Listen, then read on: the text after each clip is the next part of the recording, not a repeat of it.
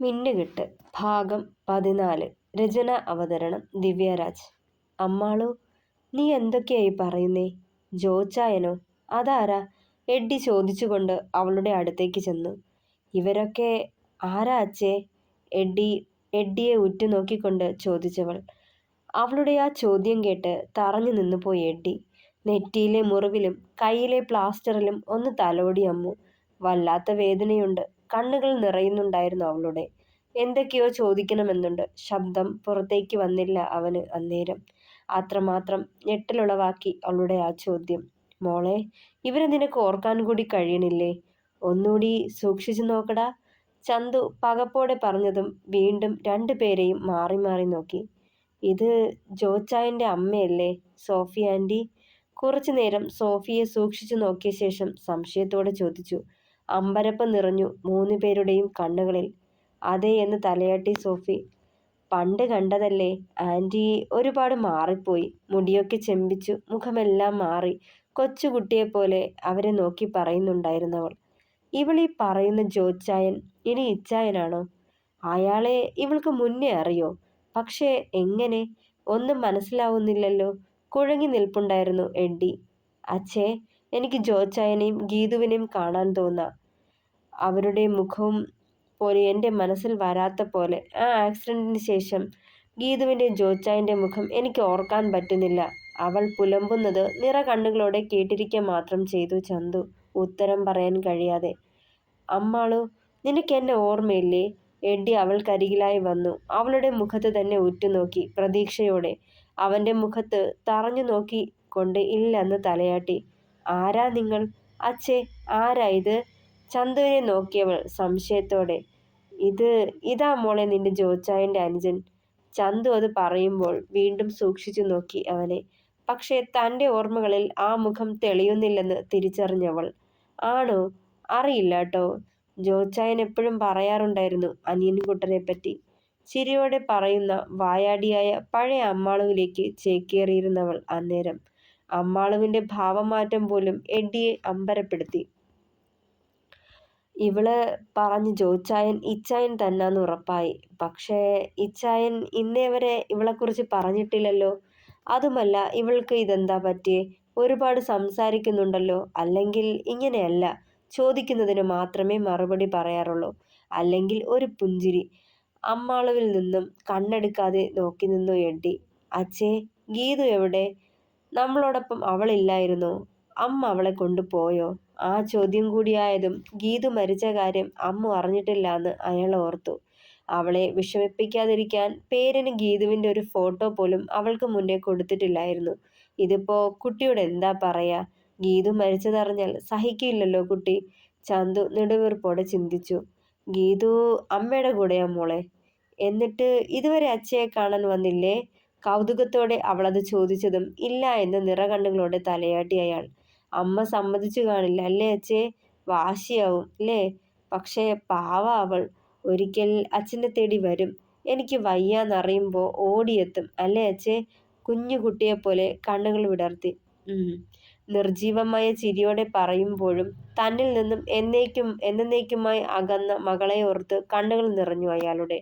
ഒപ്പം തൻ്റെ പഴയ അമ്മുവായി അവൾ മാറിയതോർത്ത് സന്തോഷവും തോന്നി അയാൾക്ക്. മോൾക്ക് എന്താ സംഭവിച്ചതെന്ന് ഓർമ്മയുണ്ടോ? അയാൾ അത് ചോദിച്ചതേ ഓർത്തെടുക്കാൻ തുടങ്ങി. ഇന്നലെ ട്യൂഷൻ ക്ലാസ്സിൽ നിന്ന് വരുന്ന വഴിക്ക് ആ കിരൺ ബൈക്കുമായി വന്ന് എന്നെ തൊട്ടില്ലാന്ന് പറഞ്ഞു പോയി. ഞാൻ അപ്പുറത്ത് ചാനലിൽ വീണു. അതുവരെ ഓർമ്മയുള്ളൂ. പിന്നെ ദേ ഉണരുമ്പോ ഇവിടെ. ചുറ്റും കണ്ണടിച്ചുകൊണ്ട് നിഷ്കളങ്കമായി പറഞ്ഞതും അയാളുടെ മുഖത്ത് ഒരേ സമയം അമ്പരപ്പും ദുഃഖവും നിഴലിച്ചു. 1.5 വർഷത്തിനു മുമ്പേ നടന്ന കാര്യമാണ് അവൾ പറയുന്നതെന്ന് അയാൾ നടുക്കത്തോടെ ഓർത്തെടുത്തു. മറ്റൊന്നും ഓർമ്മയില്ലേ മോൾക്ക്? പ്രതീക്ഷയറ്റ പോലെ ചോദിച്ചു. ഇല്ല എന്ന് തലയാട്ടുക മാത്രം ചെയ്തവൾ. 3 പേരും സ്തംഭിച്ചു നിന്നു അവളുടെ മറുപടി കേട്ട്. ഇടിവെട്ടേറ്റതുപോലെ തോന്നി എഡ്ഡിക്ക്. അമ്മാളുവിന് മെമ്മറി ലോസ് ആണോ? സിനിമയിലൊക്കെ കണ്ടിട്ടേയുള്ളൂ. റിയൽ ലൈഫിൽ ഇങ്ങനൊരു എക്സ്പീരിയൻസ് ഇതാദ്യമാ. ഇതിപ്പോ എൻ്റെ സർവ്വ പ്ലാനുകളും വെള്ളത്തിലാവുമല്ലോ ദൈവമേ, അവൻ ഓർത്തു. ഇച്ചായനെയും ഇവൾ ഓർക്കുന്നുണ്ടാവില്ല. ജോച്ചായൻ എന്ന് 40 വട്ടം പറയുന്നുണ്ടെങ്കിലും അങ്ങേരെയും ഒരിക്കലും തിരിച്ചറിയില്ല. പണ്ടത്തേതിൽ നിന്നും ഇച്ചായൻ ഒരുപാട് മാറിയിരിക്കുമല്ലേ? എഡ്ഡി ഓർത്തെടുത്തു. ഈ സമയം ഡോക്ടർ അവിടേക്ക് വന്നു. സോഫി വേഗം അമ്മാളുവിനെ ബെഡിൽ നിന്ന് എഴുന്നേൽപ്പിച്ചു ചാരിയിരുത്തി. കൈയൊന്ന് താങ്ങാനായി പില്ലോ വെച്ചു കൊടുത്തു. ഡോക്ടറെ കണ്ടതും ചന്തു വേഗം അയാളുടെ അടുത്തേക്ക് ആദിയോട് ചെന്നു. ഡോക്ടറെ, അമ്മാളുവിന് 1.5 വർഷം മുന്നേയുള്ള കാര്യങ്ങൾ മാത്രമേ ഓർക്കാൻ പറ്റുന്നുള്ളൂ. അതിനുശേഷം ഒന്നും പകുതിക്ക് നിർത്തി കരഞ്ഞു അയാൾ. അച്ഛൻ പേടിക്കണ്ട, എല്ലാം ഓക്കെ ആവും. കുറച്ച് സമയം കൊടുത്താൽ മതി. ഞാൻ അമ്മാളുവിൻ്റെ ഹസ്ബൻഡിനോട് പറഞ്ഞിരുന്നല്ലോ, തലയ്ക്ക് അടിയേറ്റത് കാരണം സ്കാൻ ചെയ്താലേ എന്തെങ്കിലും പറയാനൊക്കുള്ളൂന്ന്. റിപ്പോർട്ട് ഞാൻ കണ്ടിരുന്നു. സീനിയർ ഡോക്ടറുമായി ഡിസ്കസ് ചെയ്തു. പ്രത്യേകിച്ച് പ്രശ്നമൊന്നുമില്ല. പക്ഷേ ഇന്ന് നടന്ന ആക്സിഡന്റിനെ പറ്റി അമ്മുവിനോട് ചോദിച്ചപ്പോൾ പരസ്പര വിരുദ്ധമായി പറഞ്ഞിരുന്നു. അതാ സംശയം തോന്നി ഡോക്ടറോട് ഇതേപ്പറ്റി സംസാരിച്ചത്. അതിൽ നിന്നും മനസ്സിലായത് ആക്സിഡന്റിനു ശേഷം അമ്മാള് ഓർക്കാൻ ഇഷ്ടപ്പെടാത്ത കുറേ ഓർമ്മകളിൽ അവളിൽ നിന്നും താൽക്കാലികമായി മാഞ്ഞിരിക്കുന്നു. പക്ഷേ അത് തിരികെ വരാം, ആ ഓർമ്മകളുമായി സാമ്യമുള്ള സംഭവങ്ങൾ കാണുമ്പോഴോ അനുഭവിക്കുമ്പോഴോ. പക്ഷേ സാറേ, 10 വർഷങ്ങൾക്ക് മുന്നേ അവളുടെ 12-ാം വയസ്സിൽ ഒരു ആക്സിഡന്റിൽ അമ്മുവിന് ഓർമ്മ നഷ്ടപ്പെട്ടിരുന്നു. 10 വർഷത്തോളം ആ ഓർമ്മകൾ അവളിൽ ഇല്ലായിരുന്നു. ഇപ്പോൾ അതൊക്കെ തിരിച്ചു കിട്ടിയിരിക്കുക. ചന്തു വെപ്രാളത്തോടെ പറഞ്ഞു.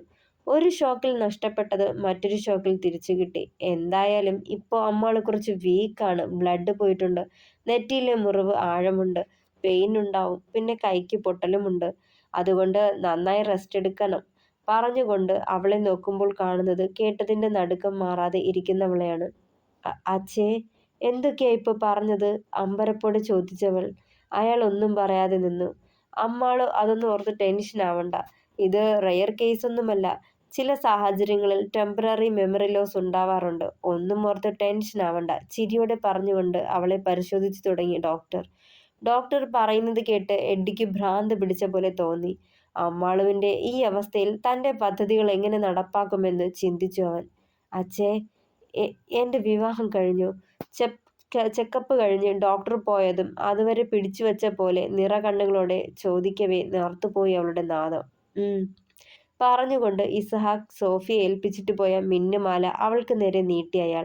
അവളുടെ കണ്ണുകൾ സംശയത്തോടെ കുറുകി. മിന്നിലും അയാളെയും നോക്കി. ഇതാ മോളുടെ താലി. കഴുത്തിലിടാൻ പറ്റുവാണേൽ ഇട്ടോ, അല്ലെങ്കിൽ മോൻ വരട്ടെ, അത് കഴിഞ്ഞ് മോൻ തന്നെ അണിയിച്ചു തരും. ചിരിയോടെ പറഞ്ഞതും എഡ്ഡിയുടെ മുഖം ദേഷ്യം കൊണ്ട് കൂർത്തു. അവളെ തനിക്ക് എന്നേക്കുമായി നഷ്ടപ്പെടുമോ എന്നോർത്തതും അവിടെ നിൽക്കാൻ തോന്നിയില്ല. കാറ്റുപോലെ റൂമിൽ നിന്ന് പുറത്തേക്ക് പാഞ്ഞുപോയി. പിന്നാലെ സോഫിയയും. വാതിൽപ്പടി കടന്നതും ഫോൺ കയ്യിലെടുത്ത് ജോൺ എന്ന നമ്പറിലേക്ക് ഡയൽ ചെയ്യാൻ തുടങ്ങി.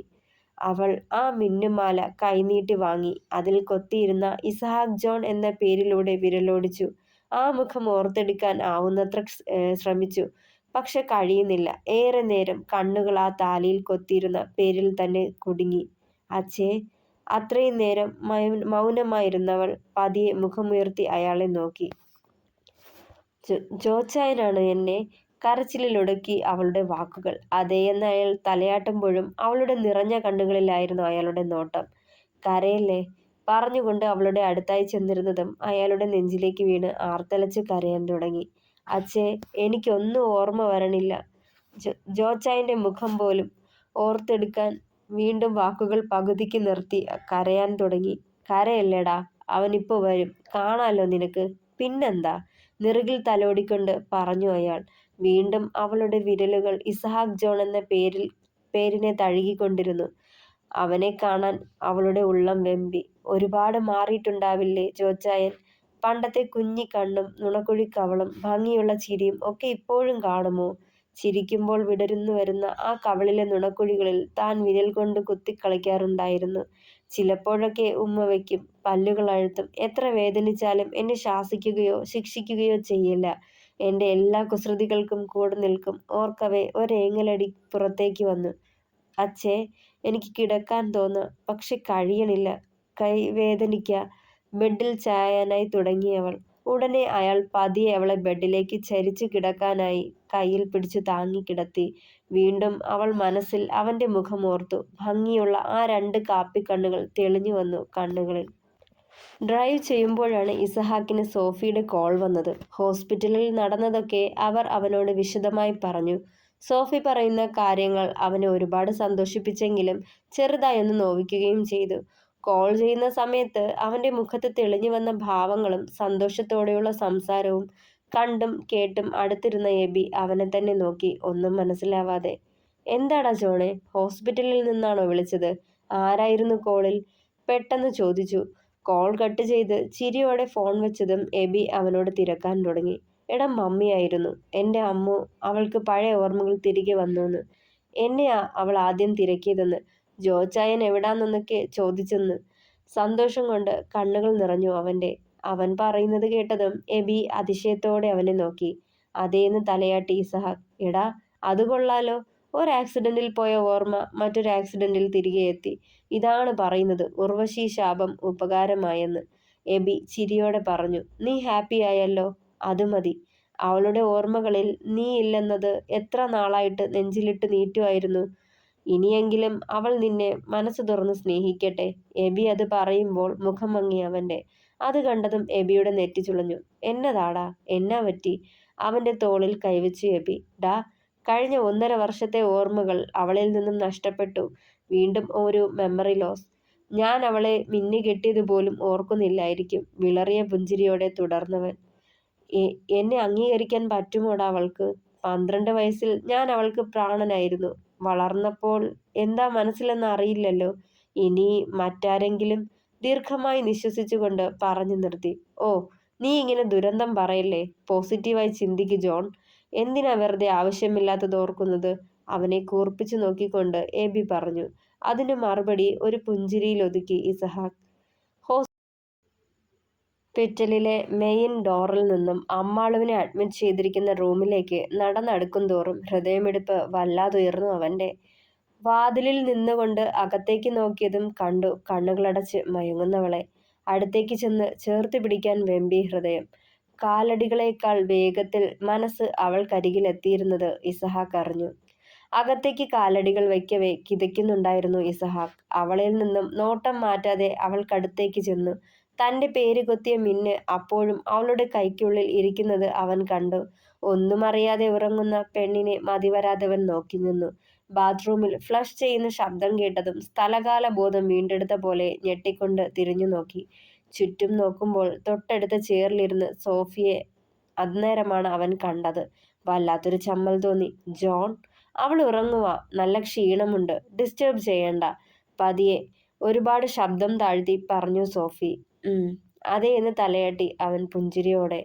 ഈ സമയം എബിയും അകത്തേക്ക് വന്നിരുന്നു. റിസപ്ഷൻ എടുത്തു വെച്ച് ജോണിൻ്റെയും എബിയുടെയും പഴയ ഫ്രണ്ട് ടീന ഈ ഹോസ്പിറ്റലിൽ ഗൈനക്കോളജിസ്റ്റാണ്. അവരെ കണ്ടതും അവരുമായി സംസാരിച്ച് നിൽക്കായിരുന്നു എബി. ബാത്റൂം തുറക്കുന്ന ശബ്ദം കേട്ട് എല്ലാവരും അവിടേക്ക് നോക്കിയതും ചന്തു ഡോർ തുറന്ന് പുറത്തേക്ക് വന്നിരുന്നു. ആ, നീ വന്നോ? ഇപ്പോ ഒന്ന് കണ്ണടച്ചതേയുള്ളൂ. ഇത്രയും നേരം നീ വരാറായോന്ന് തിരക്കുമായിരുന്നു. പുഞ്ചിരിയോടെ പറഞ്ഞു ചന്തു. ഒപ്പം അവളെ ഒന്ന് പാളി നോക്കുകയും ചെയ്തു. ജോൺ, നീ എന്തേലും കഴിച്ചതാണോ? സോഫി ആദിയോടെ തിരക്കി. ഇല്ല മമ്മി, എനിക്ക് വിശപ്പ് തോന്നുന്നില്ല. അമ്മാളുവിൽ നിന്ന് മുഖം മാറ്റാതെ നോക്കുന്നവനെ ശാസനയോടെ നോക്കി അവർ. ജോൺ, നീ ചന്തുവേട്ടനെയും വിളിച്ച് ഫുഡ് വാങ്ങി കഴിക്ക്. അവൾ ഉറങ്ങുമല്ലേ? അവർ പറയുന്നതിന് വെറുതെ തലയാട്ടി വിട്ടു. ഡാ ചെക്ക, നിന്നോട് പറഞ്ഞത് കേട്ടോ? സോഫി അവൻ്റെ കയ്യിൽ പതിയെ തട്ടി. ആ, മമ്മിയും കഴിച്ചു കാണില്ലല്ലോ. ഡാ എബി, നീ ചന്തുമാമയും കൂട്ടി ക്യാൻറ്റീനിൽ പൊയ്ക്കോ. അടുത്ത് കണ്ട ചെയറിൽ ഇരുന്നു ഇസഹാക്ക്. ഞങ്ങൾ പതിയെ കഴിക്കാം. മോൻ ആദ്യം ചെന്ന് കഴിക്ക്, ചന്തു നിർബന്ധിച്ചു പറഞ്ഞു. ദേ മമ്മി, വയ്യാത്ത ആളാ. വെറുതെ പട്ടിണി കിടന്ന് ഓരോന്നും വരുത്തി വെക്കണ്ടെന്ന് പറഞ്ഞേക്ക്. നിങ്ങൾ പോയി വരുമ്പോൾ ഞാൻ പൊയ്ക്കോളാം. അവന് അമ്മാളുവിന് വിട്ടു പോവാൻ മനസ്സില്ലായിരുന്നു. എന്നാൽ അങ്ങനെ മതി. സോഫി ആൻറ്റി, ഇവിടെ ജോൺ ഉണ്ടല്ലോ. നിങ്ങൾ വരൂ. രണ്ടുപേരെയും മാറി മാറി നോക്കി എബി. എന്നാ ശരി. രണ്ടുപേരും എബിയോടൊപ്പം വാതിൽ ചാരി പുറത്തേക്കിറങ്ങി. ഇസഹാക്ക് വേഗം ചേറിൽ നിന്നും എഴുന്നേറ്റ് അമ്മാളുവിൻ്റെ ബെഡിൽ അവൾക്ക് തൊട്ടരികിലിരുന്നു. ചോര പൊടിഞ്ഞിരിക്കുന്ന മുറിവും ബാൻഡേജ് ഇട്ടിരിക്കുന്ന കൈയും കാണെ ഇടനെഞ്ചൊന്ന് പിടച്ചു അവൻ്റെ. പതിയെ അവളിലേക്ക് മുഖമടുപ്പിച്ചുകൊണ്ട് നെറുകിൽ ചുംബിച്ചു മാറി. കണ്ണെടുക്കാതെ അവളെ തന്നെ നോക്കിയിരുന്നു ഏറെ നേരം, ചുണ്ടുകളിൽ ചെറു പുഞ്ചിരിയോടെ. ഇടയ്ക്ക് ഇസഹാക്കിന്റെ ഫോൺ ഉച്ചത്തിൽ റിംഗ് ചെയ്യുന്നുണ്ടായിരുന്നു. നോക്കുമ്പോൾ അൺനോൺ നമ്പർ. ഭ്രാന്ത് പിടിച്ച പോലെ തോന്നി അവന്. വേഗം കോൾ അറ്റൻഡ് ചെയ്തു. ഡാ മോനെ, ഞാൻ നിന്നോട് നേരത്തെ പറഞ്ഞു നേർക്കുനേർ വരാൻ.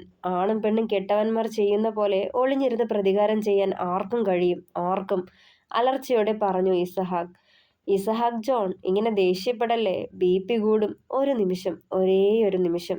നീ അയച്ച അവളുടെ ബോഡി ഗാർഡ് അവിടെ എത്താൻ വൈകിയിരുന്നെങ്കിൽ ഫിനിഷ്, തീർന്നേനെ അമ്മാളു എന്ന ചാപ്റ്റർ.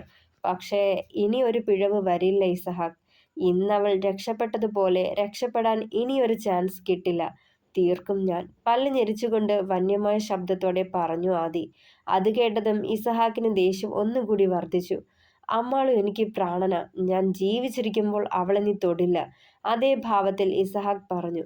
നമുക്ക് കാണാം ഇസഹാക്ക്, നിന്റെ മുന്നിൽ വെച്ച് തീർക്കും ഞാൻ അവളെ. ഒന്നും ചെയ്യാനാവില്ല നിനക്ക്.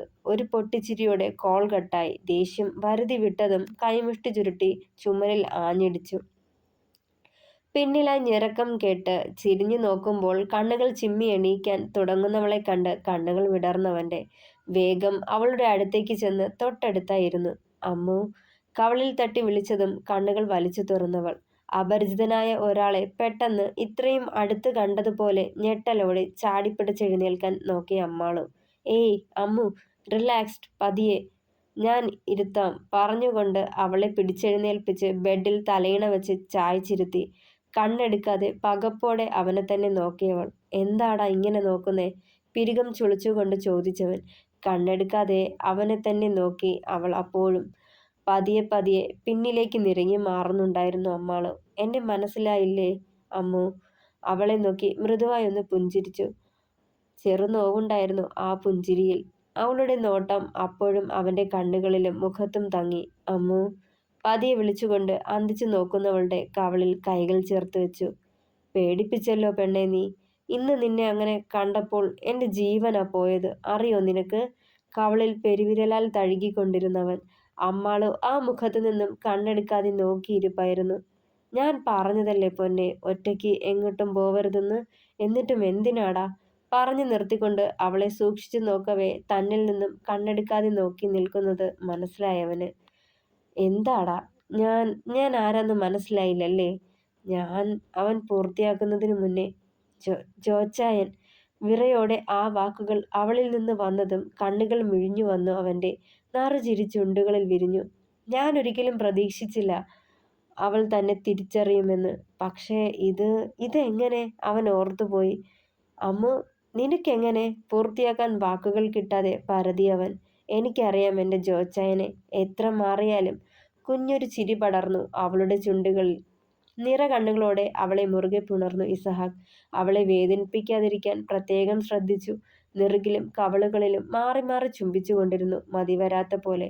പെട്ടെന്നുള്ള അവന്റെ പ്രവൃത്തിയിൽ വല്ലായ്മ തോന്നി അവൾക്ക്. നെഞ്ച് പടപടാന്ന് മിടിച്ചു അമ്മാളുവിന്റെ. ഇപ്പോൾ നിലച്ചു പോകുമോ എന്ന് പോലും തോന്നി.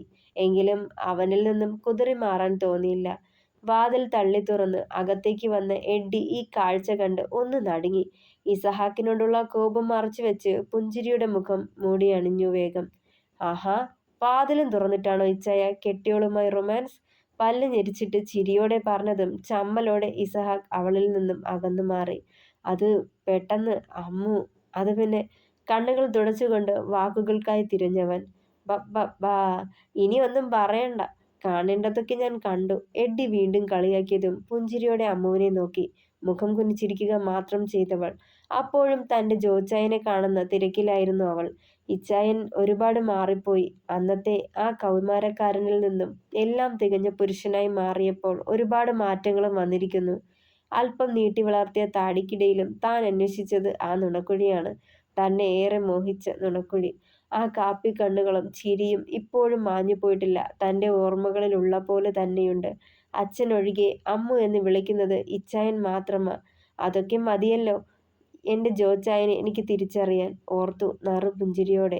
ഈ സമയമെല്ലാം എഡ്ഡിയുടെ കണ്ണുകൾ വശ്യമായി തിരഞ്ഞത് ഇസഹാക്കിനെ തന്നെ.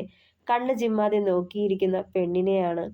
അവശതയോടിരിക്കുമ്പോഴും അവളുടെ ഉടലിലായിരുന്നു എഡ്ഡിയുടെ കണ്ണുകൾ. വല്ലാത്ത ആവേശത്തോടെയുള്ള അവന്റെ നോട്ടം അവൾ അറിഞ്ഞിട്ടില്ല. ഓരോ തവണയും അവളെ കാണുമ്പോൾ അവളോടുള്ള തൻ്റെ ആശയും കൂടി വരുക. ഓരോ തവണയും മത്തു പിടിപ്പിക്കുക അവൾ തന്നെ. ഒരു ദിവസത്തേക്കല്ല, എന്നേക്കുമായി അവളെ തനിക്ക് വേണം, ഇച്ചായൻ്റെ പെണ്ണിനെ. ഇത്രയും നാൾ താൻ പോലും അറിയാതെ അയാൾ മനസ്സിൽ കൊണ്ട് നടന്നതല്ലേ അവളെ. എന്ത് വില കൊടുത്തിട്ടായാലും താൻ അവളെ സ്വന്തമാക്കും. അതിനി ആരെ കൊന്നിട്ടായാലും. പകയോടെ ഇസഹാക്കിനെ നോക്കിയവൻ. അമ്മു, ഞാൻ നിന്നെ മിന്നുകെട്ടിയതൊക്കെ ഒട്ടും ഓർക്കാൻ കഴിയണില്ലേ നിനക്ക്? ഇസഹാക്ക് ചോദിക്കുമ്പോൾ ഇല്ലെന്ന് തലയാട്ടി അവൾ. അന്ന് 12 വയസ്സുള്ളപ്പോൾ നമ്മൾ പിരിഞ്ഞതല്ലേ. പിന്നെ നിന്നെ ഞാൻ കാണുന്നത് 1 വർഷം മുന്നെയാ. പക്ഷേ അപ്പോഴേക്കും എൻ്റെ പെണ്ണിൻ്റെ ഓർമ്മകളിൽ നിന്നും ഞാൻ മറഞ്ഞിരുന്നു. കണ്ണുകൾ നിറഞ്ഞു അവൻ്റെ. ഒന്നും പറയാതെ അവനെ തന്നെ നോക്കിയിരുന്നു അമ്മു. നീയില്ലാത്ത 10 വർഷം വല്ലാത്ത ശൂന്യതയായിരുന്നു അമ്മു എനിക്ക്. ബിസിനസ് ട്രിപ്പിന്റെ പേരും പറഞ്ഞ് നാടായ നാട് മൊത്തവും തിരഞ്ഞു നിന്നെയും ചന്തുമാമയും. പക്ഷെ നിരാശപ്പെടുത്തേണ്ടി വന്നു. അവസാനം ഞാൻ പ്രതീക്ഷിക്കാതെ എൻ്റെ കൺമുന്നിൽ കൊണ്ടുവന്ന് നിർത്തി തമ്പുരാൻ. പക്ഷേ എന്നെ തിരിച്ചറിയാതെ, ഞാൻ ആരാണെന്നറിയാതെ എൻ്റെ അമ്മു. അന്ന് ഭയത്തോടെ എന്നെ നോക്കിയ നിന്റെ മിഴികൾ എന്നെ വല്ലാതെ നോവിച്ചു. അപ്പോഴും എൻ്റെ കാത്തിരിപ്പിന് ഫലമുണ്ടായല്ലോ എന്ന സന്തോഷം മാത്രമായിരുന്നു എനിക്ക്. പെട്ടെന്നൊരു ദിവസം ഒരു മിന്നൽ ഞാൻ നിന്നെ സ്വന്തമാക്കി. അതും നിന്റെ സമ്മതത്തോടു കൂടിയല്ലാതെ. കണ്ണിറുക്കി ചിരിയോടെ പറയുമ്പോൾ അമ്മാളുവിൻ്റെ ചുണ്ടിലും നറുപുഞ്ചിരി വിരിഞ്ഞു. എന്നാൽ എഡ്ഡി കോപം കൊണ്ട് വിറയ്ക്കുകയായിരുന്നു അന്നേരം. അമ്മു, വിശക്കണുണ്ടോടി? കുറച്ചു നേരത്തിന് ശേഷം ഇസഹാക്ക് അത് ചോദിച്ചതും അതേ എന്ന് തലയാട്ടി പെണ്ണ്. നല്ല വിശപ്പുണ്ട്, പതിയെ പറഞ്ഞതും ചിരിയോടെ പ്ലേറ്റ് കയ്യിലെടുത്തു.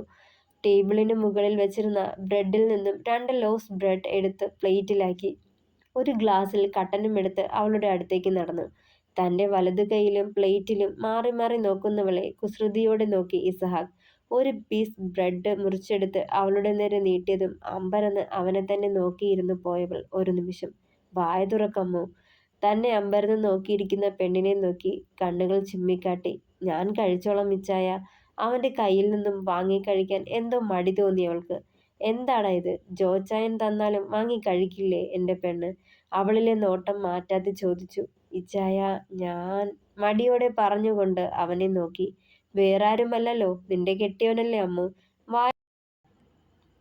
പിന്നെ ഒന്നും മിണ്ടാതെ വായ തുറന്നു കൊടുത്തു. ഓരോ തവണ അവൻ ഭക്ഷണം അവൾക്ക് നേരെ നീട്ടുമ്പോഴും കണ്ണുകളിൽ അവളിൽ തന്നെയാവും. അവൻ്റെ മുഖത്ത് നോക്കാനുള്ള മടി കാരണം പുറത്തേക്ക് നോക്കിയിരുന്നു അമ്മാളു.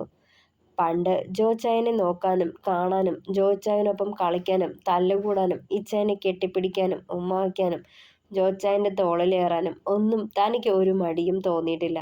ആ പ്രായം അങ്ങനെ. പക്ഷേ ഇന്ന് താലി കെട്ടിയ തൻ്റെ ഭർത്താവായിരുന്നിട്ട് കൂടി തനിക്ക് കഴിയുന്നില്ല പഴയ പോലെ കൂടുതൽ അടുത്തിടപഴകാൻ. അവൾ ഓർത്തു. തുടരും. അഭിപ്രായങ്ങൾ പറയണേ. കഥ ഇഷ്ടമാണെങ്കിൽ ലൈക്ക് ചെയ്യണേ, സപ്പോർട്ട് ചെയ്യണേ, ഷെയർ ചെയ്യണേ. Thank you.